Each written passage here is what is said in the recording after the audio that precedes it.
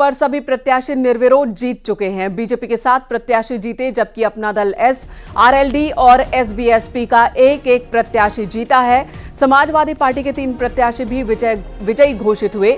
चुनाव अधिकारी आवास आयुक्त बलकार सिंह ने वितरण किया है। इन सभी को पत्र वितरित कर दिया है, तो सर्टिफिकेट इन सभी को जारी कर दिए गए हैं। 13 के 13 उम्मीदवार अलग अलग दलों से ये सभी के सभी निर्विरोध चुन लिए गए हैं। तो यूपी में 13 विधान परिषद की सीटें खाली हुई थी और सभी राजनीतिक दलों ने अपने अपने प्रत्याशी उतारे थे। बीजेपी की ओर से 7 प्रत्याशी बनाए गए थे, जबकि बीजेपी के सहयोगी अपना दल एस, आरएलडी और एसबीएसपी की ओर से एक एक प्रत्याशी ये सभी निर्विरोध चुन लिए गए हैं, जीत गए हैं। समाजवादी पार्टी के भी 3 प्रत्याशी विजयी घोषित हुए हैं।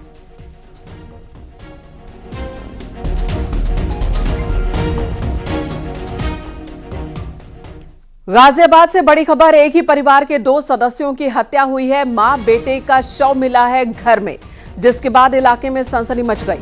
पति गंभीर हालत में है, जिसे अस्पताल ले जाया गया। इस मामले की जांच में पुलिस की टीम इस वक्त लगी हुई है। कबीरनगर थाना क्षेत्र का यह मामला है। गाजियाबाद से हमारे सहयोगी अमित राणा फोन लाइन पर मौजूद हैं। अमित, क्या जानकारी इस वारदात को लेकर पुलिस अभी दे रही है? जी बिल्कुल, आपको बताना चाहूंगा ये पूरा घटनाक्रम गाजियाबाद के थाना कबीरनगर क्षेत्र के महिंद्रा इंक्लेव इलाके का है, जहां पुलिस को ये सूचना मिली कि एक ही परिवार के 2 लोगों की हत्या कर दी है, जबकि एक जो व्यक्ति है वो मरणासन आसन में वहां पर है। तो तत्काल मौके पर पहुंची पुलिस ने तफ्तीश की और पता चला कि वहां अमरदीप नाम का व्यक्ति रहा करता था, जो कि अपनी पत्नी सोनू और बेटे विनायक, जिसकी उम्र तकरीबन 8 साल बताई जा रही है, उनके साथ वो रहा करते थे। पुलिस तफ्तीश में ये पता चल के आया है कि इनके ऊपर बहुत ज्यादा कर्जा था, जिसको लेकर कयास इस बात के लगाए जा रहे हैं कि पहले इन्होंने अपनी पत्नी की हत्या की और अपने बेटे की हत्या की और खुद भी सुसाइड करने की कोशिश की, जिसके बाद इनको अस्पताल में भर्ती कराया गया है, जहां इनका इलाज चल रहा है। वहीं अगर पुलिस सूत्रों की माने तो पुलिस को एक सुसाइड लेटर भी मिला है, जिसमें इन्होंने सॉरी वर्ड लिखते हुए और अपनी तमाम बातें लिखी हुई हैं और पुलिस अपनी तफ्तीश शुरू की हुई है। और पुलिस का कहना यही है कि प्रथम दृष्टया यही मामला लग रहा है कि पहले अपने पत्नी की इन्होंने हत्या की। ठीक है, धन्यवाद अमित इस वक्त जानकारी देने के लिए। तो पुलिस की माने तो ये हत्या और आत्महत्या का मामला है। घर के पुरुष ने अपने परिवार के लोगों की हत्या कर खुदकुशी की कोशिश की है।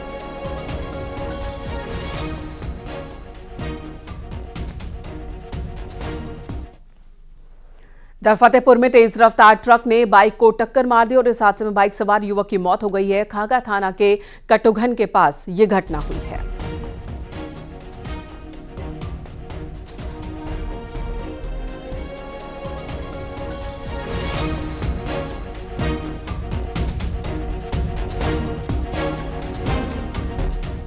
और अगली खबर पीलीभीत से, जहां पर एक पिता पर हॉरर किलिंग का आरोप लगा है। भाई के साथ मिलकर पिता ने अपनी बेटी का गला घोंटा और उसे मौत के घाट उतार दिया।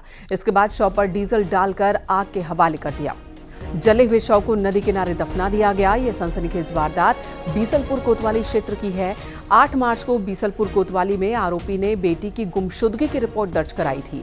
ये कहा गया था कि उनकी लड़की को अज्ञात युवक भगा ले गया, जिसके बाद पुलिस ने जांच पड़ताल की शुरुआत की। सीसीटीवी की मदद से केस सॉल्व कर दिया पुलिस ने।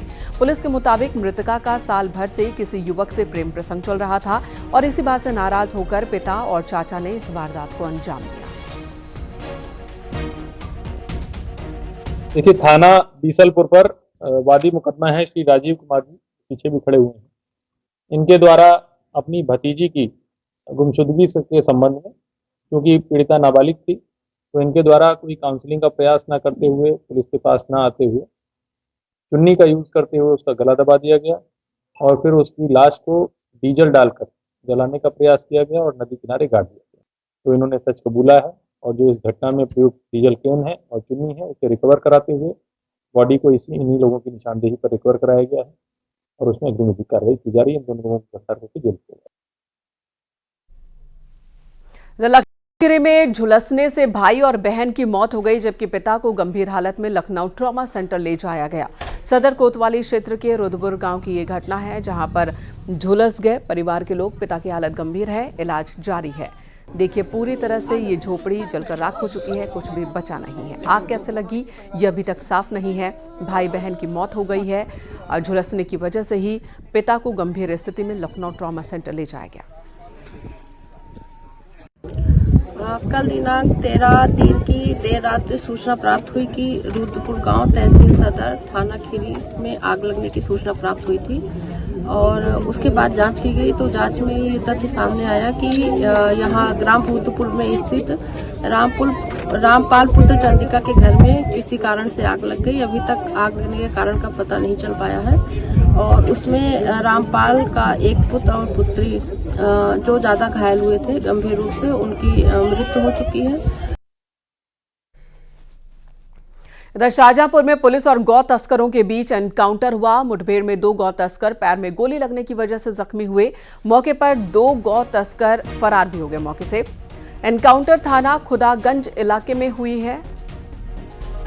आरोपियों के पास से तमंचा, कारतूस और गोकसी के उपकरण बरामद किए गए। आरोपी गौ तस्कर बीसलपुर पीलीभीत के रहने वाले हैं। व्यक्ति जो कि एक मोटरसाइकिल पे पल्सर पे सवार थे, वो मोटरसाइकिल गिराकर और खेतों की तरफ भागने लगे। उनका जब पुलिस टीम द्वारा पीछा किया गया था, गिरफ्तारी का प्रयास किया गया, तो उन लोगों ने पुलिस टीम पर फायर किया। यहां रुकेंगे एक ब्रेक के लिए, खबरों का सिलसिला जारी है।